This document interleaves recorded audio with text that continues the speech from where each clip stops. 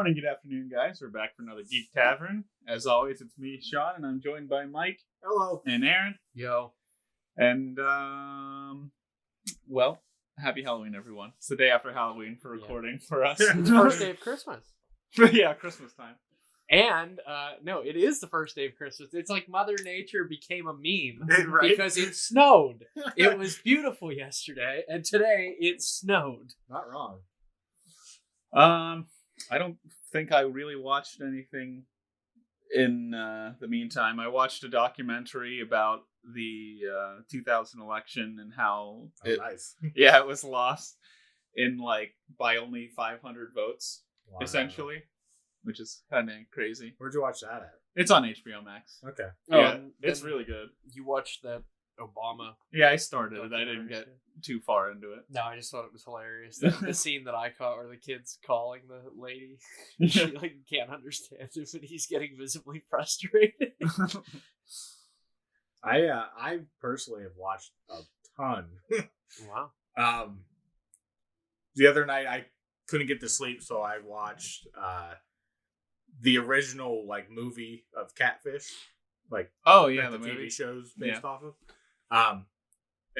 That was interesting because it was about Neve, and basically he didn't really want to do it at first, because he's like, no, there's no way this person's fake or whatever. And they get to that lady's house and she is psycho. Oh yeah. She's pretending to be the daughter that's in love with him, and then playing herself as the mom. It's this whole big scheme.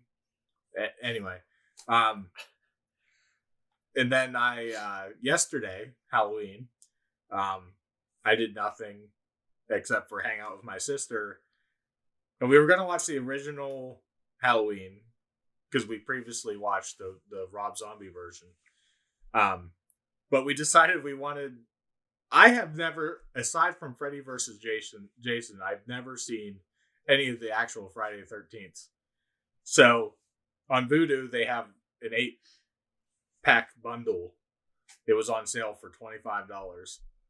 So we bought that, and we watched 6 of them yesterday. Wow.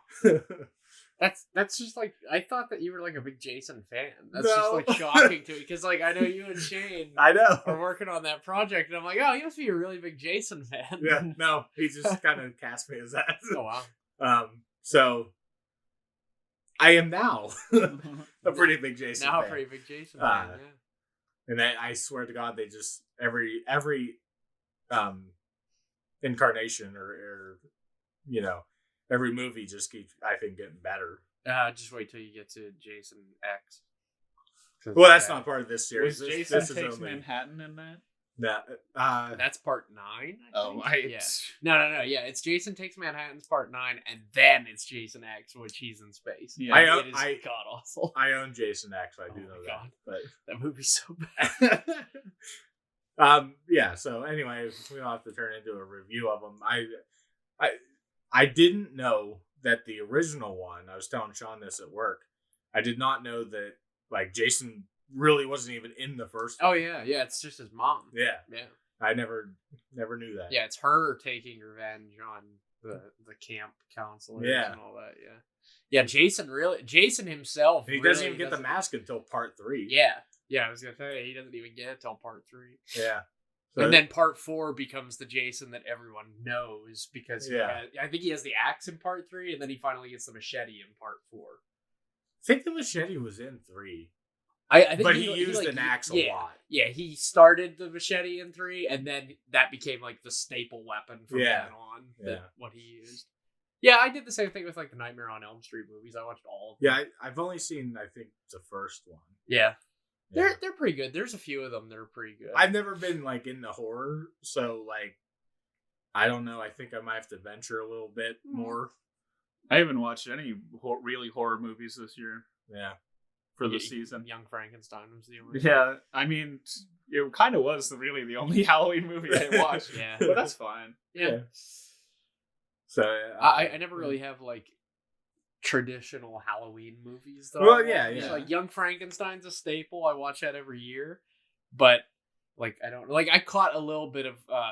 My mom was watching Nightmare Before Christmas. It was on like Freeform or whatever. And I caught like 10 minutes of that, but that's about it. I've never seen that movie. You're not missing anything. I think you should watch it just to have watched it. I don't know. I really only have like Christmas movies that I want to like. Traditionally, I like want to watch. Oh yeah, The Thing. Yeah, that is a Christmas movie. Yeah, I'm one of those people. I watch Home Alone every year. 1 and 2. Die Hard. I've never seen Die Hard. Iron Man 3. Oh my god, Iron Man 3. We always have this argument that Iron Man 3 is indeed a Christmas movie because the finale takes place on Christmas. Well, anyway, we all watched The Mandalorian too. Yes, we did. So let's talk about that for a Chapter little 9. while. So excited for The Mandalorian to come back. Oh yeah. For good Star Wars to finally rear its head. I don't know where we want to start with that. I mean, Yeah. obviously it's going to have to be a spoiler discussion. Yeah, I mean, Yeah. Because by the That's time what this I'm planning drops, it's going to be on. Episode 2. we're going to be past Yeah, episode 2. Yeah. So Yeah, or Yeah. chapter 10. rather. chapter 10. Yeah. I don't know.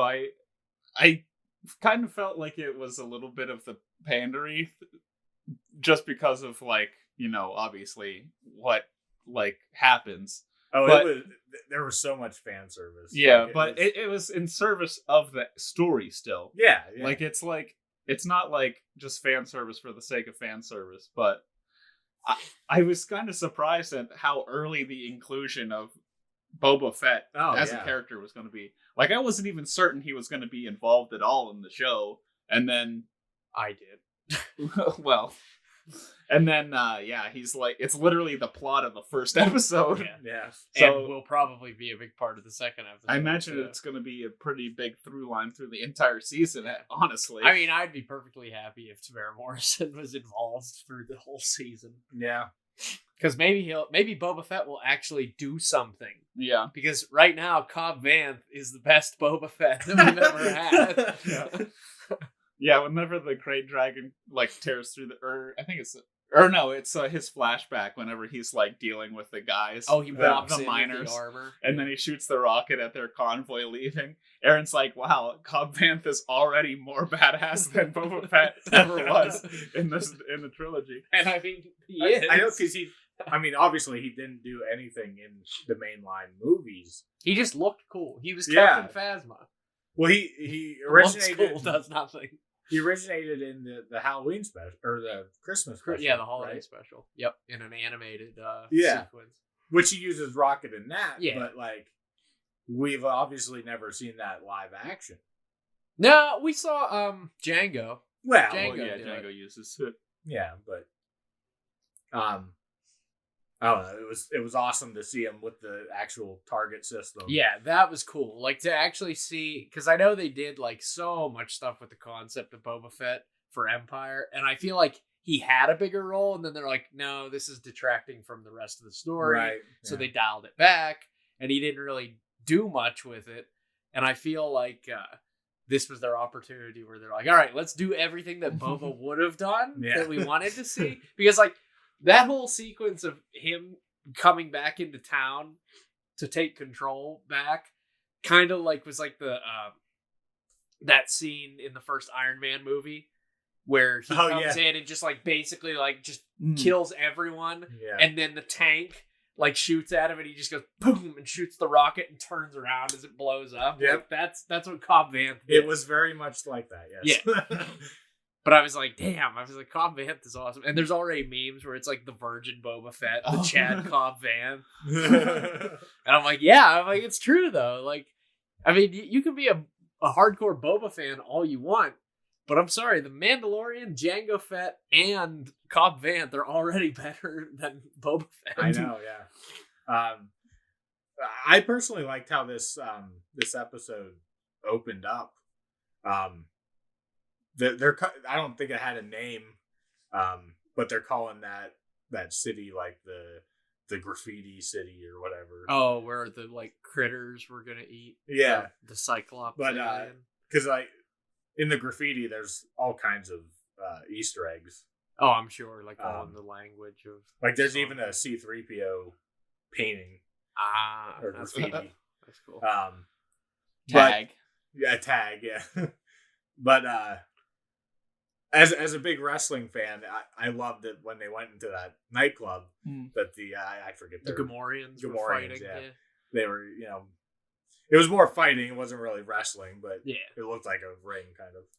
But and then that guy just turns on Mando, and I was like, "That's a bad move." Yeah. Do you realize who you're dealing with? Oh, he had a bunch of cronies with him. He did, but I did like that part where he's like, "Do you bet? Do you wager?" And he's like, "Not if I don't. Not if I can avoid it." Or yeah. And then he's like, "Oh, I don't like to leave something up to chance." And he's like, "Oh, me either." And he just shoots the one Gamorrean. That's like, oh my god, you just like disrupted this entire match for all these people. And that was John Leguizamo. Yeah, was that Yeah. alien? I was like, what? People are speculating before the episode aired that was Mark Hamill, because Mark Hamill, I don't know if you guys know, but he did a voice for that one droid in Mos Eisley. Last season. Yeah, like in the cantina. Yeah. Yeah. I didn't know. Mark that. Hamill. I didn't watch that. Mark Hamill plays like 6 characters in Star Wars. Yeah. Mark Hamill has had a secret thing in every Star Wars movie.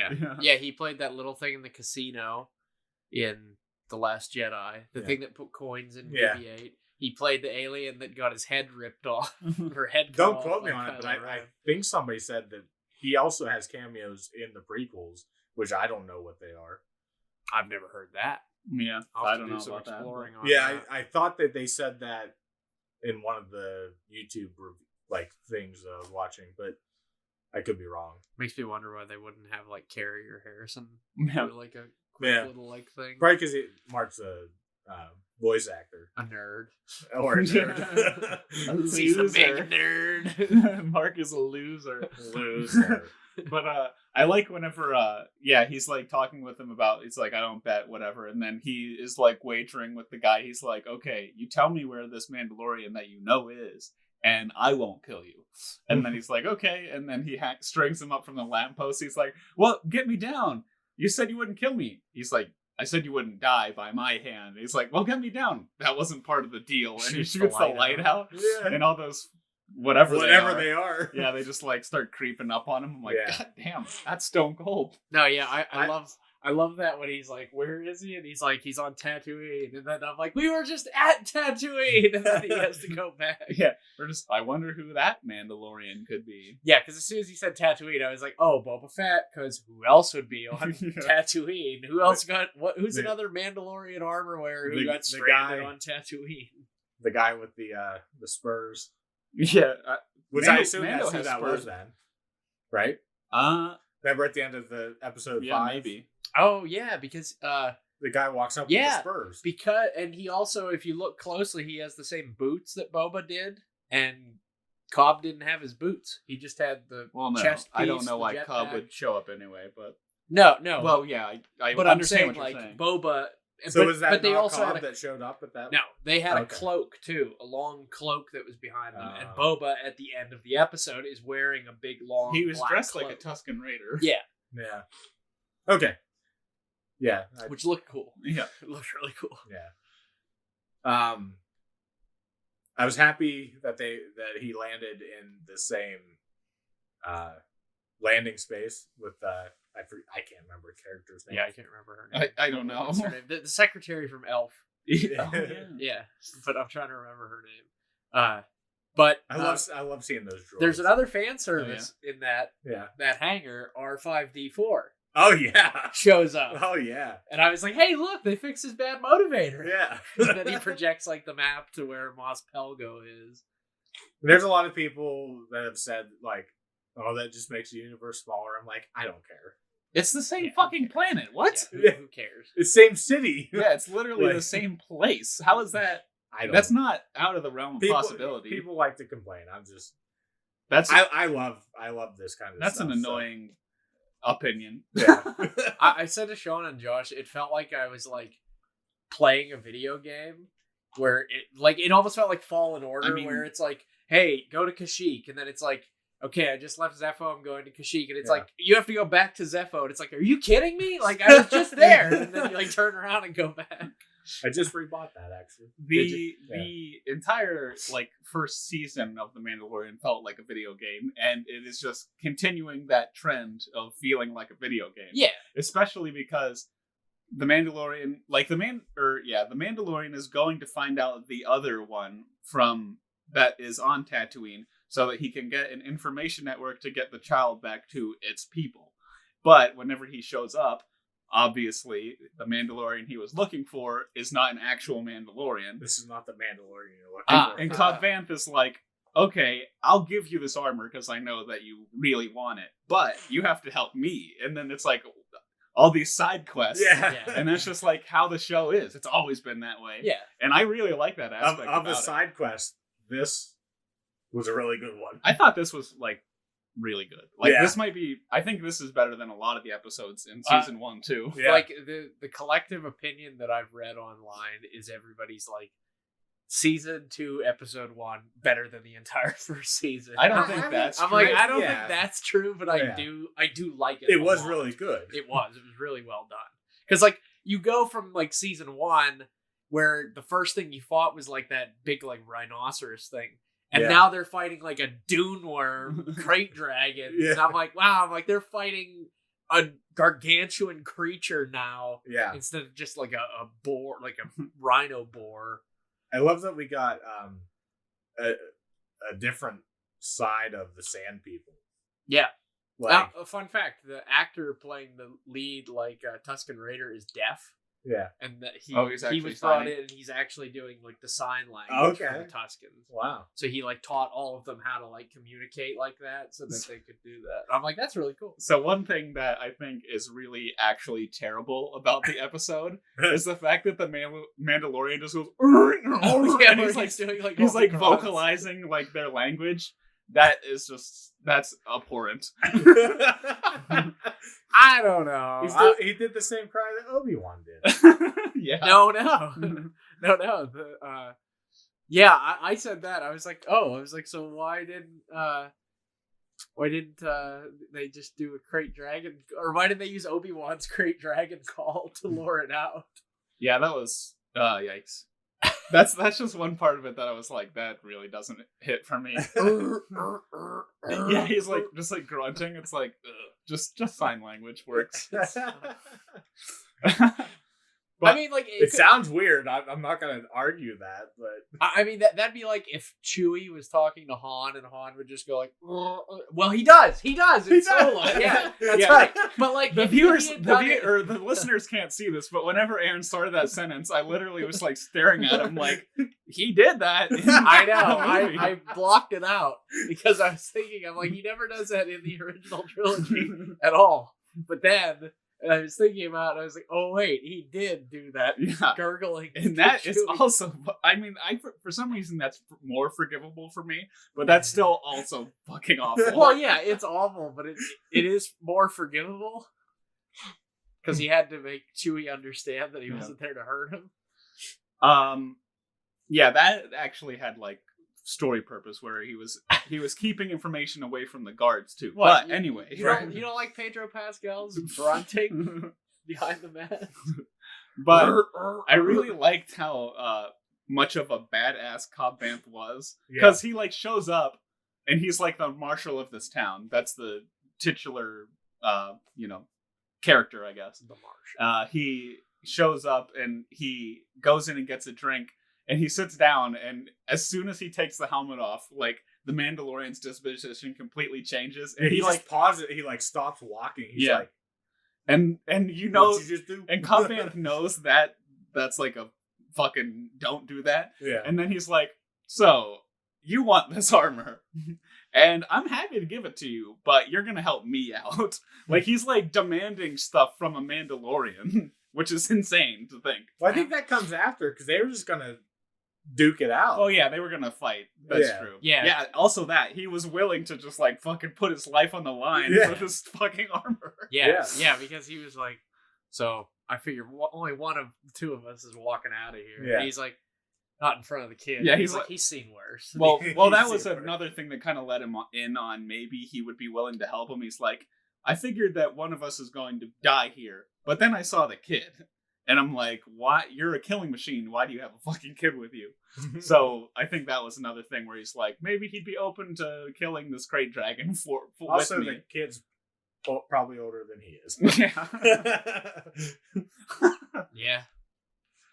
Yeah, that's all weird to think about. No, I know. It's I was just being funny, really.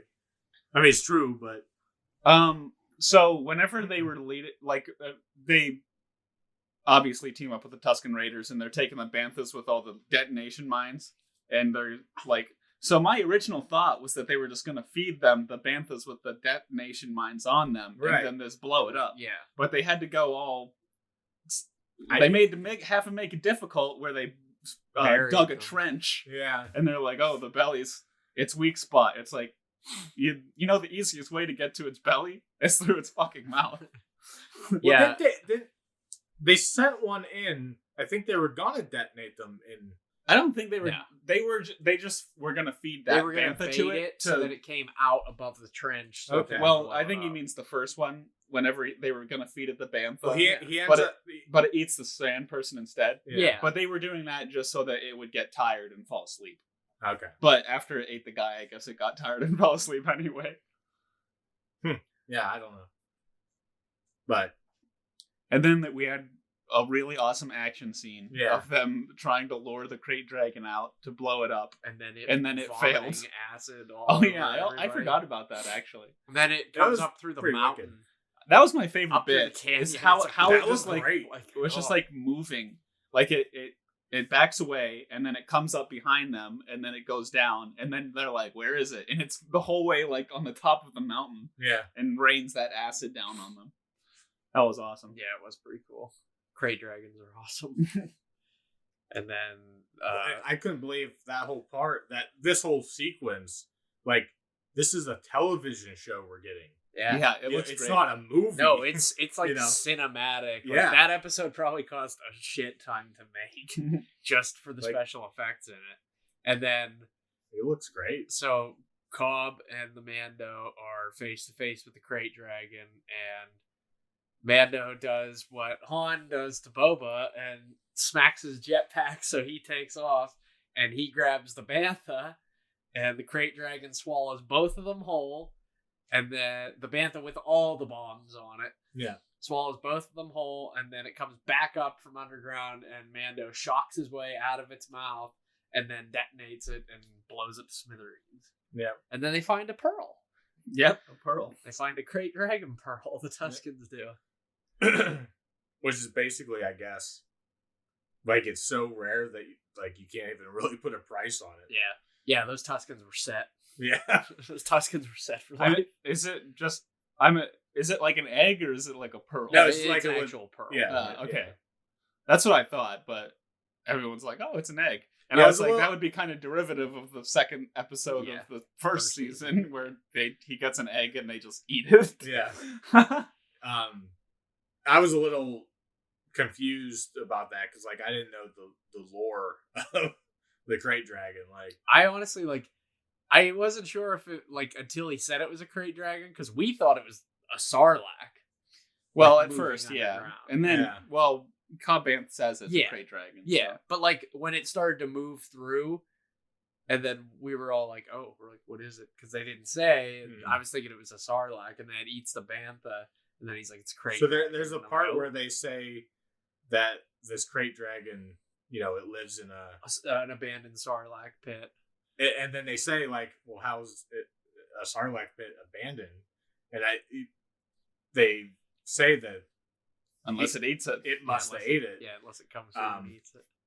And that people are speculating, I don't know if we'll ever find out, but they're speculating it was the sarlacc pit that ate Boba Fett. Fett, and that's how he escaped. that's 'cause he how- went to go eat it. that's how the armor and he got out. I would say that it could have eaten that sarlacc. It was in a different area though, Because it'd be easier to get out of Yeah. the dragon than it would be the sarlacc. because it was in the Dune Sea, which is where they were. Yeah. But it was out in the middle of the Dune Sea. Yeah. So It probably wasn't the same Sarlacc. Yeah. But it was like... I'm just saying. I mean, I'm assuming there's Sarlaccs speculation. are all over Yeah. Tatooine. Maybe they're all connected. Do they move? Sarlaccs? I don't think so. I was gonna think say they nest right there. Yeah, I don't know. So Jabba just like knows where they're at, and he's like, "All right, Oh yeah. this is my torture hole Yeah. or execution hole, I guess." Gotta Right. drop some people in. It's like a garbage chute. Pretty much, yeah. Instead of dropping them. Well, I mean, you'll never find the body. yeah, he is a gangster, space gangster. So Right. instead of dumping them in water, he just throws them in a giant monster. Makes sense. Yeah. Yeah, I mean, that's Works out. smart. But I mean, and then, by the way, people were talking about this, and it just occurred to me that they started doing the thing that they used to do in, I don't know if they did it in the sequel trilogy, but they did it in the prequel and the original trilogy, where at the end of the movie, for like the last, 10 seconds of the movie, the aspect ratio changes. Yeah. Which they did in this episode, which they didn't do in season 1. And I'm wondering if they're going to start doing that to like let you know it's the end of the episode, like how they used to do with the Star Wars movies. Like they would do that. They changed the aspect ratio, and it was just before the credits would roll. Yeah. Yeah, I don't know. Huh. What if they I did didn't that? guess that. What if they did that, and then the entire next episode's just in that Just widescreen? Yeah, they just forgot, and they're like, "Oh crap!" and like press the button and it changes it to that aspect ratio. And then it fades out at the end of that episode, and then it Yeah, just like back keeps to, going. like, It keeps full- going back and forth between episodes. Yeah, it's like when you play a video game and Oh, it goes into a Oh, it's a cutscene. cutscene, yeah. And it like goes out down into widescreen to let you know it's in a cutscene, and then it goes back up. Yeah. Yeah, I don't know. I think Fallen Order does that. It does. Yeah, it actually does. But I mean, like, it's cool. Like I like those little recognizable things that you don't think about. You don't think about because I mean, I noticed it when it happened. I just didn't say anything. Honestly, I'm so oblivious. I don't even remember the movies doing that. well, I remember the one that I remember. The two, I'm sorry, that I remember the most vividly are episode 2 and 3. Because the last shot of 2 is Anakin and Padme standing in front of the lake on Naboo, but it cuts to widescreen to show R2 and 3PO there too. And then it does the circular or the radial wipe. Okay. And then episode 3, it's all widescreen with Uncle Owen and Aunt Beru looking at the twin sunset, and then it does the radial wipe. But like... I mean, like, those movies are widescreen anyway, but then it, like, shortens the aspect ratio and then, like, widens the shot out. Yeah. Which is cool. Like I said, I like those little nods to familiar things. And it's subliminal things that you may not even notice until you see it and you're like, hey, wait a minute. And then you go back and watch a movie and you're like, oh, yeah, it does do that. Like, that's weird. Like, for me, I didn't notice it, but that probably is what makes me familiar with it. Like, you know, it's just so ingrained in your mind, you don't think about it. It just feels so Star Wars, right? Yeah, like I can't say the same about some of the sequel trilogy, but this feels like Star Wars. Yeah, like everything about the Mandalorian feels that way. That's why I said when it started, I'm like, yes, good Star Wars again. Like, we're back. So I was telling Shawn this at work. The Boba Fett thing at the end, right over my head. Really? Yeah, I just didn't focus on his face. So I was like, I don't know who the fuck that was, but okay. Yeah, as soon as he turned around, I was like, there he is. Yeah, well, because he's using the speeder bike to go back to Mos Eisley. Yeah, Mos Eisley, and then it shows him in the foreground. And we're like, oh, well, there he is. And then he turns around and we're like, oh, yeah, that's him. Definitely. I don't know why I was so oblivious. I was like, I don't know who that is. And then, Shawn said, he's like, something big happens in this episode. He said, because I think I saw, like, somebody say they were, like, losing their shit about what happened at the very end. I was like, oh, did they find 5-foot-tall Yoda? It was funny because, obviously, whenever Cobb Vanth is revealed, you and Josh were like, oh, well, I wonder if we'll see Boba Fett this season. Like, we'll have to. And I'm like, I'm not entirely convinced we're not going to see him in this episode. Yeah. Well, yeah, because, like, when you said that people were losing their shit over something that happens in the episode, I was like, okay, everybody knew Cobb Vanth was going to show up because they said he was going to show up. And they, in the novel, from whatever novel that was written from when Disney purchased Star Wars, they said that, it was when they confirmed Boba Fett was still alive. They wrote like a novel, and Cobb Vanth was a character who wore Boba Fett's armor. Maybe. I think it was Aftermath, actually. And he wore Boba Fett's armor. So, like, as soon as I saw the tall guy wearing the armor, I'm like, that's not Boba Fett, obviously. No. Like, so then when he took the helmet off, I'm like, yeah, it's Timothy Olyphant. Yeah. I mean, I didn't know any of that before this happened, because, like, I went back and researched all that stuff. But, like, probably people that knew that... spoiled about it. Because, like, I don't know why it popped up and I read it and I was like, oh, well, I know this character's going to show up then. Like, I leading up to it, if we knew that character was showing up, I didn't hear anything about, like, that he wore Boba Fett stuff. Yeah. Like, which is better for me that I didn't know, but... I hope he shows up in a future episode. Well, yeah. I think he's a great character. Well, first, like, Timothy Olyphant's a great actor. Like, I want to see him in more Star Wars. And he's a great character, too. Yeah. Like, and that was one of the things on the Chad Cobb Vanth thing, where they're, like, has a strong sense of justice, loves his town so much, he'll bet his own armor if his deal is met. Yeah, that's great. Yeah, I mean, he is a great character, and I hope he does show up. Like, he'll probably show up, like, in the season finale, because there will be some, like, big bad guy that they can't beat, and Cobb shows up, like, dual-wielding pistols. Yeah, I mean, probably just the same as what happened in the end of the first season, where everybody that he met kind of met up and everything. Maybe Cobb Vanth will be the sacrifice this time. I would guess that he probably... I mean, like, just judging his character off that one episode, I'm like, yeah, he'd sacrifice. He'd sacrifice himself to save everyone. We'll have other people to sacrifice by that time. Yeah. Well, maybe the remnants of the Empire will build another Death Star and target Tatooine, and then he'll sacrifice himself. Well, at this point in the timeline, they're already starting to... they've started Starkiller Base. That's what... Yeah, they definitely have started. Because it was mined in Fallen Order. Right. That trench was dug. Yeah. So they obviously were like... I mean, that obviously wasn't the initial plan for Ilum. Yeah. But it became the plan afterward. In one of the TV spots, he goes to Mandalorian goes to a snowy planet. Yeah, which they said they think might be Ilum. Yeah. That'd be interesting. It would be interesting to see if there are, like, Imperial forces there. Yeah. Like, still doing, like, mining stuff or creating plans for Starkiller Base that end up getting picked up by the First Order 30 years down the road. Well, I'm excited for the season. Yeah. I mean, I wasn't like... I mean, I was obviously excited for the episode, but, like, I wasn't, like, crazy, like, I can't wait. But, like, after that, I'm pretty hyped for what's to come. I mean, like, there's been a gap for the last, like, 6 months of my life without Star Wars stuff. Without anything. Because Clone Wars finished, and Clone Wars was the last, like, big good thing that came out of Star Wars. Yeah. So I was like, okay, I was like, Clone Wars is over. I played Fallen Order 3 times over the winter. So I was like, okay, that was good. Clone Wars was good. And then I'm like, all right, there's no new movie coming out. There's probably not going to be any new movies coming out for a while. So I was like, so what do I have to look forward to? And then The Mandalorian. I was like, yes. I was like, of course, The Mandalorian. We want to talk about hype.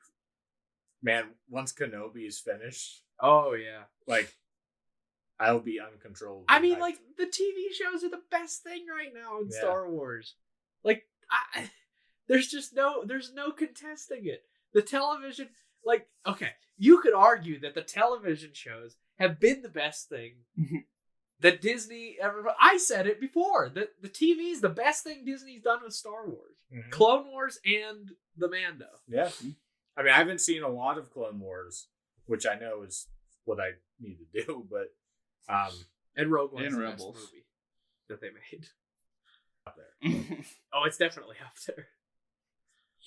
I don't know. Anyway, we don't have to get into that. No. A discussion. Do we want to rate these episodes as we go through them? I'd rather not. Okay. might be tough to keep up. Yeah, because we're gonna be like 8 and then 8, like just keep going. Maybe 9, like maybe in the middle. Yeah, I'd rather rate them as a whole full whenever it's completely over. We'll do like a finale episode. And we'll go through and rate them all. It was just kind of on air. Whatever ideas. Yeah. Well, all right. We had a... Speaking of gangsters. Yeah, speaking of gangsters, briefly. We had a recommended film by myself. A movie made in 1990 by the directors of Joel and Ethan Coen titled Miller's Crossing. Basically, Tom Reagan, an advisor in a Prohibition-era crime boss, tries to keep the peace between warring gangs and gets caught in the middle and divided loyalties. So, what did you guys think? It's definitely become one of my favorite movies. Honestly, I mean, this movie is pretty great. Yeah, I'm glad to hear that. I like, and you know, I'm a big fan of like mob type movies. And I had never even heard of this movie until you mentioned it. And I was like, oh. And then after watching it, I'm like, yeah, this is a really good mob movie. Like, this would be something that I would definitely revisit again. Yeah, I can't say that I loved it, per se. I was just lost a lot of the time. Like, obviously it's in English, but I don't know, my brain can't process what they're saying because, like, it's an accent, you know. He's too Irish. No, he's like Irish, but he hides it. Yeah. Like, there's always certain things that he says, like me hat. Yeah. Or like, and when he's like talking and he like gets like emotional, like angry or something, you really hear his accent come through. And then Albert Finney's accent halfway through the movie starts to really like show. Yeah, that was odd. After he has an American accent for the whole first part of the movie. And then I mean, he's also an Irishman. Yeah, but then like he and Gabriel Byrne's like Irish starts coming out when they're talking. I kind of like that though, because it was like they're obviously aside from being working partners, they've been friends for a long time, so they're comfortable around each other. They can, let out their mother tongue, if you will. Yeah. They're not speaking Gaelic or anything, but they're obviously, their accent. Then we need subtitles to understand what they're saying. Wouldn't hurt to have subtitles on in the first place for this movie. Yeah. But... Well, I thought about turning them on, then I just I forgot about it. Yeah, I really dig this movie, obviously. Really I just love the way that it begins, because it's a meeting between the two crime bosses in the town, which is funny, like, in the Coen movies, this town is such a parody of, like, itself. It's literally, like, a completely there's, like, no authority. The mayor and the chief of police are in whoever's pocket it is, who's in power at the time, which is also, like, a bit of satire they use for comedy. Which is, like, it's a comedy for, like, the first half, and then it turns into, like, a hard drama in the second half. Which I really dug that, too. Sprinkled in with a little bit. Yeah, they obviously throw some comedy in there, but...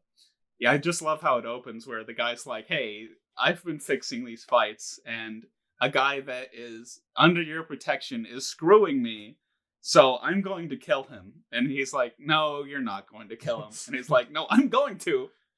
I'm just letting you know. And then, obviously, the war breaks out. But not because of that, but because of something else that just... It's kind of complicated. The plot's a little complicated. Yeah. No, the plot is definitely a mob complicated plot. Like, everything is well thought out. They're going after this person at this time, and which leads them to this person. Like, it's a tangled web of mob shit. Yeah. You have to love, like, Goodfellas and The Godfather to really, like, get in and focus on what's going on, because that's very much how The Godfather and Goodfellas plays out. It's this led to this. This guy fucked this guy over, so now they gotta whack this guy. But then he told something to this guy, and they got to tie up these loose ends. But then the guy who whacked this guy's actually working for this guy, and it turns into a whole. It's all just about who's paying more for what. So maybe that in lies my feelings is. I don't know if I've ever watched a mob movie. Yeah, you gotta watch. You know what I mean? You gotta watch the mob movies; they're great. So like I was just like, who's what? Like The Irishman. The Irishman's a good example. Very long example. I was gonna say I've heard that one. How long that one is? It's another good example of like a mob, Martin Scorsese mob movie. But that's like the whole thing with mob movies is it's all a web, and it always ties up the loose ends at the end of the movie. Tom is really the puppet master of this whole thing too. Oh, yeah. With like he's like kind of controlling everything, and then Bernie's coming in and fucking everything up, and he has to fix it while still controlling everying. And see, like, while Bernie's still trying to fuck everything up. That's the thing too. Is like that's the thing that I found most interesting is Tom spared Bernie because he wasn't gonna do it. He's like, no, this isn't me. I'm not gonna kill him. And it comes back to bite him in the ass because he's like, well, I know your weakness now. Like, I know you won't kill me, so I'll play you like a fiddle. And it's just like, that's the other thing with mob movies. Don't trust anybody. Don't let anybody go. Don't trust anybody. Like, you take care of that loose end. If you have the opportunity, you do it. And that's what came back to bite Tom in the ass. Was Bernie coming back to play him like a fiddle. But until he had enough of it, and he's like, okay, well. I like how Tom was able to get, I can't remember the character's name. The Italian. The mob boss? Yeah. Johnny. Well, Casper. He ended up manipulating Casper into killing his right-hand man, which was like, whoa. That was a crazy scene. That's probably one of that scene and the scene in the, in Miller's Crossing are probably the two most intense scenes of the entire movie. It was intense, but that scene felt like it was directed by Sam Raimi. Yeah. Did it not? Oh yeah, it did. And then Sam Raimi's in the movie, so I was like, did they just let him like? Yeah, maybe they let him just shoot one scene. Maybe because it really felt like a Sam Raimi where the meathead just like and it's like the hard zoom in like on him and everything. Yeah, like it felt like it was straight out of a Sam Raimi. Was Sam Raimi directing in '90?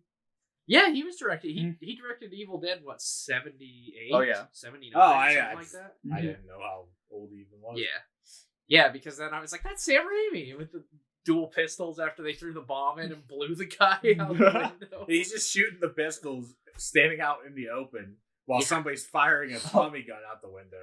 That's another touch of comedy. Whenever Casper sends his goons to kill Leo in his house, and then Leo manages to escape, and he has the Tommy gun, and he's like, he gets the guy in the window, and the dude that's getting shot is just like letting off his Tommy gun all over the room, and then shoots himself in both feet as it's like going around, just fucking unloading. And then the drive-by guys drive by, and he like unloads the Tommy gun on them, blows the tires out, then they crash and the car blows up. I'm like, this dude is like Rambo. Yeah.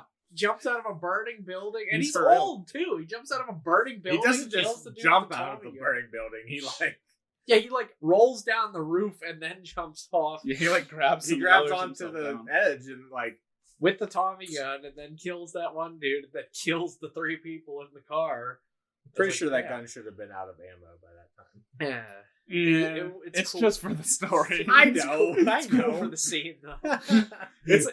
That's also kind of another. I don't really get into that practical. Like a satire of it. They're like how ridiculous it is because he probably shot like 500 bullets out of the fucking thing. Yeah, and all he would have really needed was like 5 rounds in that guy up in the second floor, but he decided to just keep like firing like 100 rounds. I was gonna say he put a good probably 75 rounds easily into him. Easily. Yeah, that's great. All the acting in this movie is fantastic too. Yeah. Like John Turturro, especially Like he's so slimy. Yeah. About it. It's like so good. John Turturro is great in just about everything he's in. And this is no exception. Is that the main guy?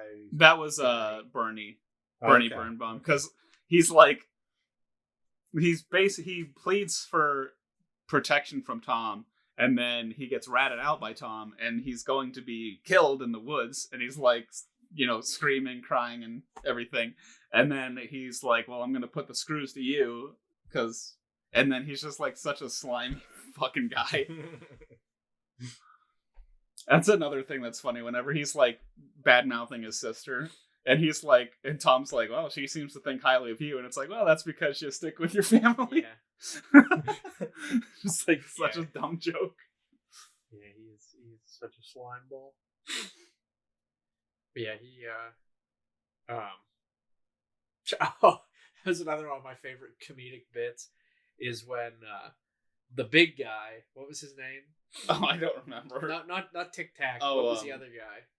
Tic Tac was the older guy. Yeah. But the big guy, the big mob guy from Dumb and Dumber. Yeah. He comes in and he's like he knows Tom and everything, but they're like, all right, well, you get the shit kicked out of you. And he like takes off his jacket, takes off his other coat, puts his hat on the rack, and then he like rolls up his sleeves, so he starts coming over to Tom, and he's like, hold on.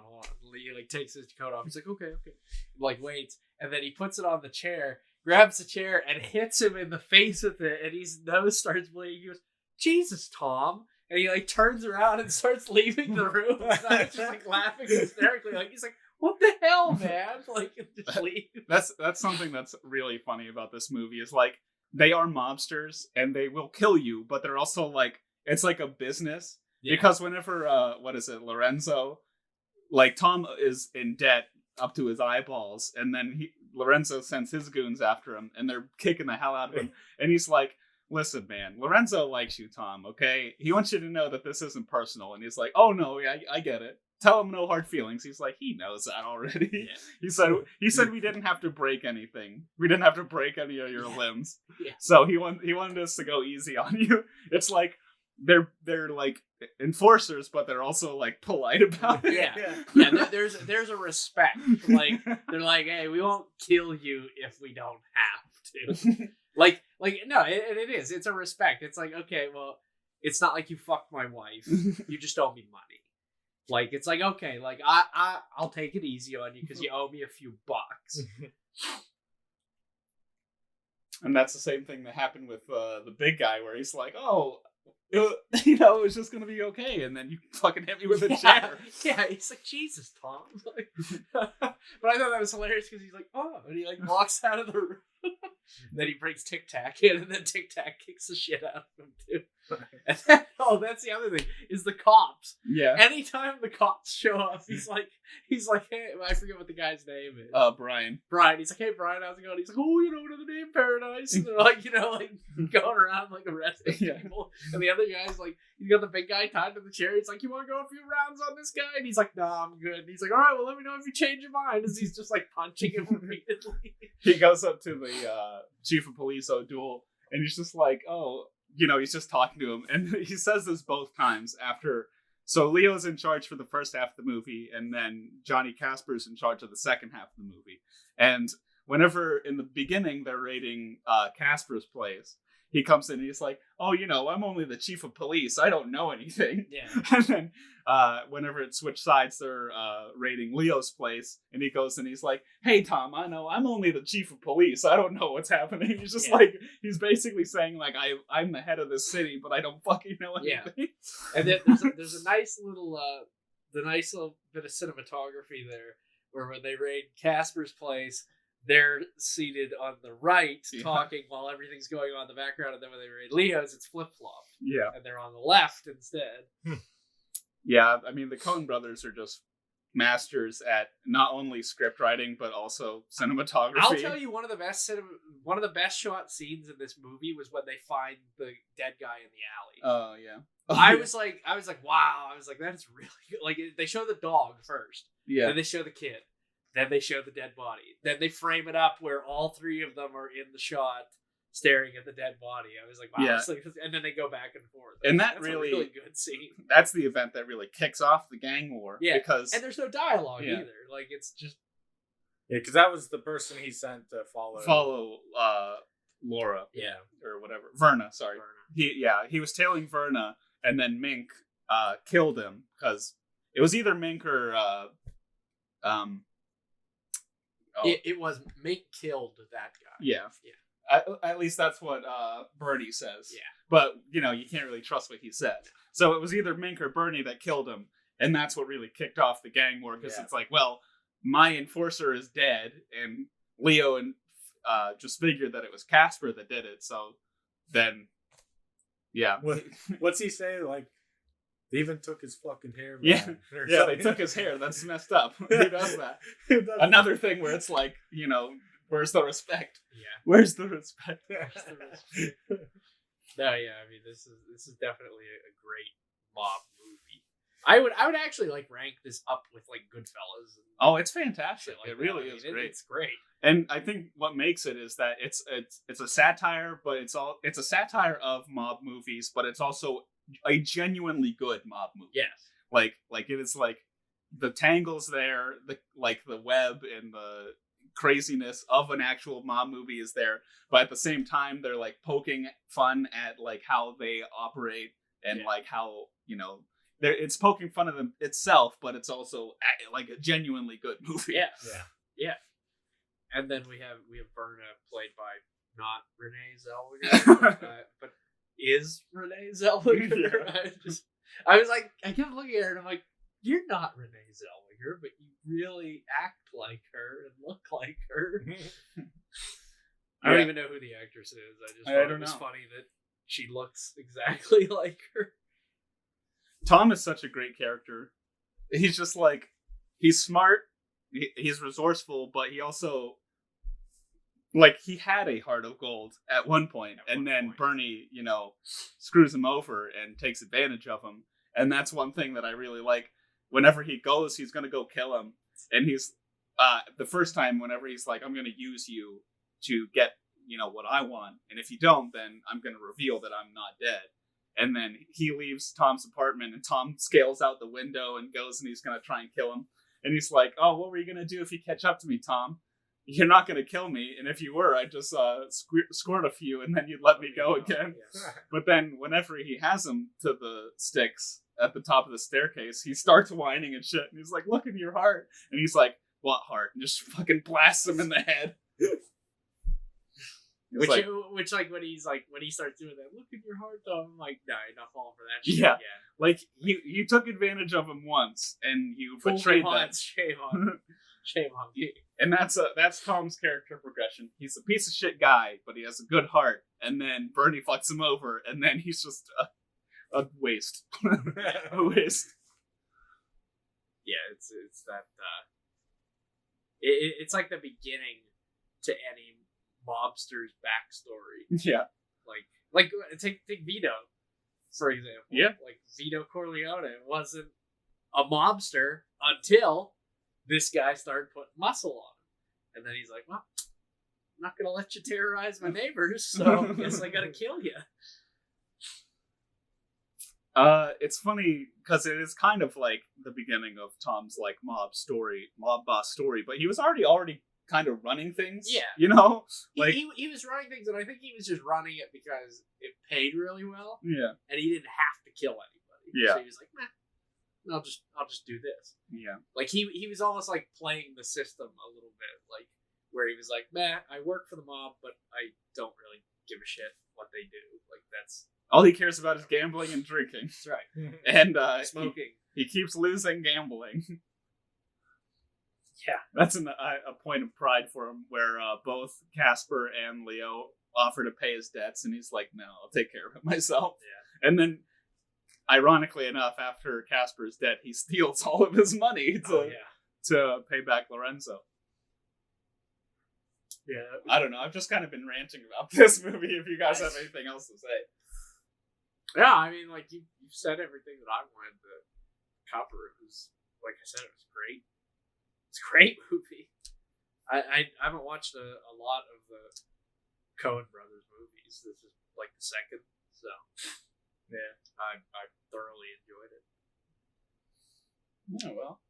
I mean, once I get adapted to mob movies, maybe I'll follow. Is that you just couldn't follow it really? Yeah, I would just get lost. Like That's why mob movies are so long. Too. Yeah. So you can take a minute and like follow it.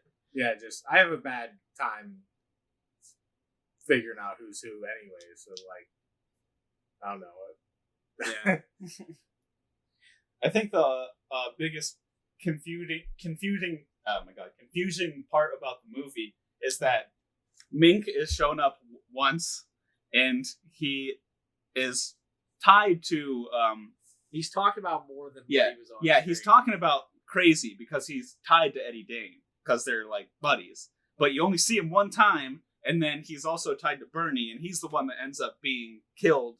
Bernie goes back and kills him, and then replaces his body with which is a smart move on Bernie's part because. So that nobody knows it. Well, yeah, I mean, not that it would have been like a problem for Tom because, like, if Bernie would have actually ran away, Tom would have just been dead at that point. Yeah. But whenever they go out into the field and they find a body there, it's like, oh, you know. I also really like Eddie Dane. He's a hilarious character in this movie. I like when he confronts Verna and he says something and she smarts back to him. He's like, man, every time I open my mouth, everybody becomes a genius. He's just like, nobody fucking... He's basically like, nobody fucking respects me. Yeah. Which is crazy because he's like 8 feet tall. Yeah, he's gigantic. You were not paying attention at the one part, but whenever he goes and confronts Verna, Leo has guys that are like staking him out, and he shoots the one guy, and the guy goes behind the door, and he shoots through the door and the wall, and fucking kills the guy. Wow. I saw him kill the first guy. Yeah, but I didn't see him shoot through. Yeah, he just goes like poof, and then it waits a few seconds, and he falls down in front of the doorway. That's pretty fun. I totally missed that too. Wow. And then Eddie Dane gets smacked in the face with a hot coal shovel. Yeah. And incredibly intense scene. Yeah, that was. That guy's so annoying though. Like just screaming. Yeah, I wish that they would have shut him up. Yeah, he was like, shut him up. Like I understand the other guy got hit in the face with the hot pan, but like I didn't understand why that guy was screaming like that. Probably worried he was going to die too. I guess. Because he was in on the fix. Yeah. So. Oh, yeah. And then he starts to get up again and he starts screaming. And then Casper freaks out and he's like, I always teach my boys this. Shoot him in the head and just. One in the brain. Yeah, bam. Kills him.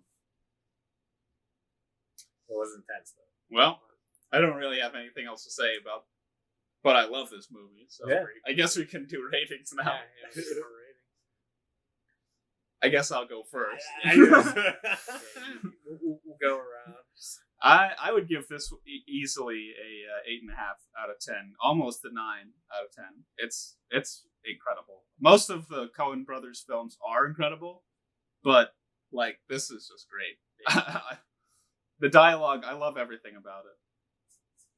Yeah, I'd go 8.5. I didn't even mention the score. The score is like so Lord of the Rings to me. Yeah, because it's like Irish. Yeah, it's like so Irish and Celtic. Yeah. Like every time that the score crept in, I felt like we were gonna pan over to the Shire, just like hobbits doing whatever. That's all I could hear. Like whenever the score started, I just heard like the Fellowship of the Ring. All I could hear was that it was much louder than the dialogue. I would second the 8.5.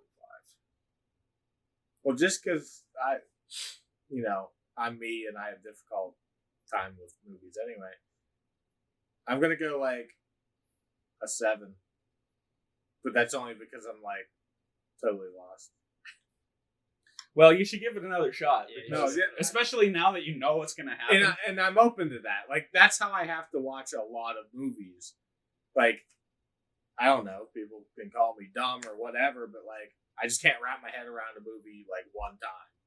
I gotta watch it several times to really catch everything. I have to do that with Tenet.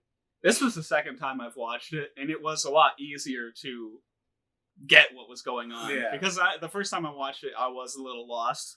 But now that I knew what was going to happen and I knew kind of the pieces of the chessboard, it was easier to follow it. Like that dude you talked about, like I don't even remember him. Steve Buscemi's character? The Mink? Yeah, Mink. Yeah. Yeah, that's one thing. They kept talking about him, like, I don't know who that guy is. Yeah. No, I mean, like, for me, I don't know why, maybe it's just because I like mob movies.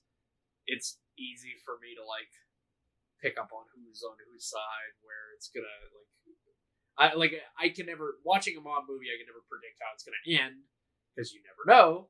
But, like, it's easy in a mob movie for me to be like, oh, okay, this guy works for this guy's connected to this guy, blah, blah. Like, it's easy for me to, like, in my mind, put together, like, who's on whose side, who's gonna betray who, blah, blah, blah. All right.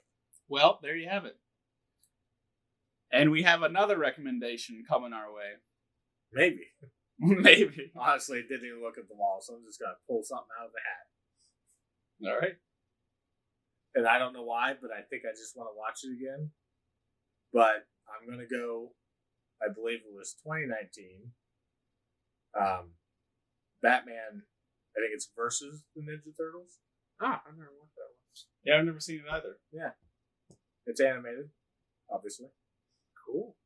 Excited to watch that. All right. That was Mandalorian's Crossing. Yeah, Mandalorian Crossing.